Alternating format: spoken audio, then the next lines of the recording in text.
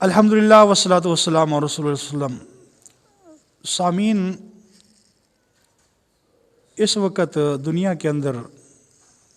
جو سب سے زیادہ غلیظ ترین فرقہ ہے وہ شیعہ کا ہے،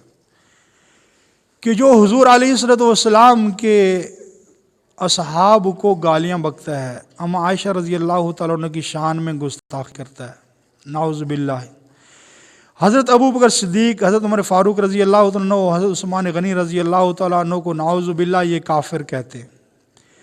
اور ان کا دعویٰ یہ ہے کہ ہم حضرت علی رضی اللہ تعالیٰ عنہ کے متبع ہیں، ان کے تابعداری کرتے ہیں، جو انہوں نے ہمیں سمجھایا ہے، جو سبق دیا ہم ان کے نقش قدم پہ چلتے ہیں۔ تو آج پوری دنیا کے شیعہ کو میں ایک چیلنج پیش کر رہا ہوں کہ 5 سوالات ہیں، ان کے جواب تیار کر کے لے آؤ، اور صرف پاکستان کے شیعہ نہیں، پوری دنیا میں جہاں کہیں یہ بستے ہیں سارے اکٹھے ہو جائیں اور ان 5 سوالات کے جواب ڈھونڈ کے لے آئیں، تو میں خود ان کا مذہب تسلیم کر لوں گا۔ ہمارے ایمان ہے کہ سب سے پہلے خلیفہ حضرت ابو بکر صدیق رضی اللہ عنہ، دوسرے نمبر پر حضرت فاروق اعظم رضی اللہ عنہ، اور تیسرے نمبر پر حضرت عثمان غنی رضی اللہ عنہ، اور چوتھا نمبر حضرت علی رضی اللہ تعالیٰ عنہ کا ہے۔ لیکن شیعہ یہ کہتے ہیں کہ حضرت فاروق اعظم نے، حضرت ابو بکر صدیق نے، حضرت عثمان غنی رضی اللہ تعالیٰ عنہ نے حضرت علی کے حق پر ڈاکہ ڈالا تھا، نعوذ باللہ۔ حضرت علی کا پہلا نمبر تھا۔ تو چلیں اس بات کو چھوڑیں، حضرت علی رضی اللہ تعالیٰ عنہ بھی امیر المومنین بنے، وقت کے بادشاہ بنے، خلیفۃ المسلمین بنے۔ تو جب حضرت علی رضی اللہ عنہ کی حکومت آ گئی، خلیفہ بن گئے، امیر المومنین بن گئے، تو جو اذان مسلمانوں میں رائج تھی، اور تمہارے نظریے کے مطابق یہ اذان صحیح نہیں، جو اذان شیعہ کہتے ہیں یہ صحیح ہے، تو اگر یہ اذان صحیح ہے جو تم کہتے ہو، تو پھر حضرت علی رضی اللہ تعالیٰ عنہ نے وہ پہلی والی اذان کو ختم کر کے تمہاری اذان کیوں نہیں چالو کروائی؟ اس اذان کو کیوں نہیں نافذ کروایا؟ ایک سوال یہ ہے۔ اور دوسرا، حضرت علی رضی اللہ تعالیٰ نے اپنے زمانہ خلافت کے اندر جب وہ امیر المومنین تھے تو اپنے اس زمانہ خلافت میں مساجد کو تعمیر کروایا، اور بے شمار مساجد تعمیر کروائیں،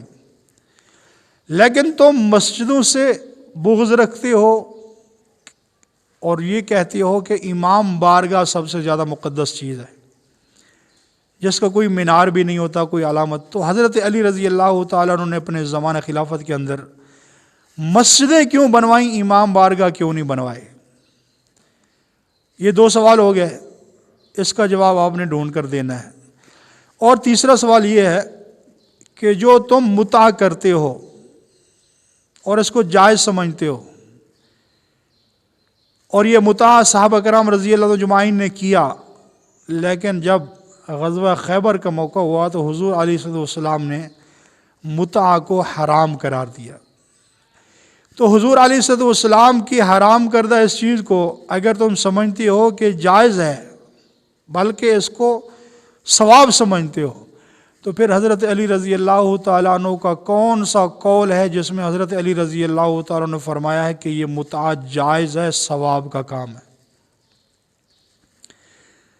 اور سوال یہ ہے کہ تم الزام لگاتے ہو حضرت ابو بکر صدیق رضی اللہ تعالیٰ عنہ پر کہ حضور علیہ السلام کے دنیا سے پردہ فرمانے کے بعد جو آپ علیہ السلام کی ملکیت میں باغ فدق تھا، تو حضرت ابو بکر صدیق رضی اللہ تعالیٰ عنہ نے وہ غصب کر لیا، اور حضرت علی رضی اللہ تعالیٰ عنہ، حضرت فاطمہ رضی اللہ تعالیٰ عنہ کو اس سے محروم رکھا۔ تو حضور علیہ السلام کی وراثت ان کی اولاد میں تقسیم نہ ہونے دی۔ اگر تمہارا یہ اعتراض ہے کہ حضرت ابو بکر صدیق نے یہ غلط کیا، حضور علیہ السلام کی اولاد کو اس سے محروم رکھا، حضرت فاطمہ کو محروم کر دیا، تو یہی باغ فدق جو ہے حضرت علی رضی اللہ عنہ کے زمانہ خلافت میں بھی تھا، اور آج بھی ہے۔ تو اگر یہ حضرت ابوبکر صدیق نے غصب کر لیا تھا، حضرت علی کو، حضرت فاطمہ کو اس سے محروم کر دیا تھا، تو حضرت علی رضی اللہ تعالی عنہ نے اپنے زمانہ خلافت میں یہ اپنی غصب کی ہوئی چیز کو واپس کیوں نہیں لیا؟ اور پانچواں اور آخری سوال کہ شیعہ لوگ تراویح اس لیے نہیں پڑھتے کہ ان کا یہ اعتراض ہے کہ یہ تراویح حضرت فاروق اعظم رضی اللہ تعالیٰ عنہ کی بدعت ہے، اس لیے ہم نہیں پڑھتے۔ حضرت عمر فاروق نے اس کو رائج کیا تھا، اور کیونکہ حضرت عمر فاروق رضی اللہ عنہ کا بغض شیعہ کے اندر کوٹ کوٹ کر بھرا ہوا ہے، اس لیے یہ تراویح نہیں پڑھتے۔ تو یہی تراویح حضرت علی رضی اللہ تعالیٰ عنہ کے دور میں بھی تو تھی، حضرت علی نے خود پڑھی، خود پڑھائیں۔ اور اگر تم اس کو بدعت سمجھتے ہو اور تم خود اپنے آپ کو حضرت علی رضی اللہ عنہ کے تابع دار سمجھتے ہو، تو حضرت علی رضی اللہ تعالی عنہ نے اپنے زمانہ خلافت کے اندر اس بدعت کو ختم کیوں نہ کیا، اور خود کیوں تراویح 20 پڑھیں اور پڑھائیں؟ تو یہ 5 سوالات ہیں، ان 5 سوالات کے جوابات ڈھونڈ کے لے آؤ۔ پوری دنیا شیعہ کو چیلنج ہے، اگر تم ان کے جواب ڈھونڈ کے لے آؤ تو ساری سنیت جو ہے یہ شیعہ مذہب قبول کرنے کو تیار ہے۔ اللہ ہم سب کو سمجھ عطا فرمائے۔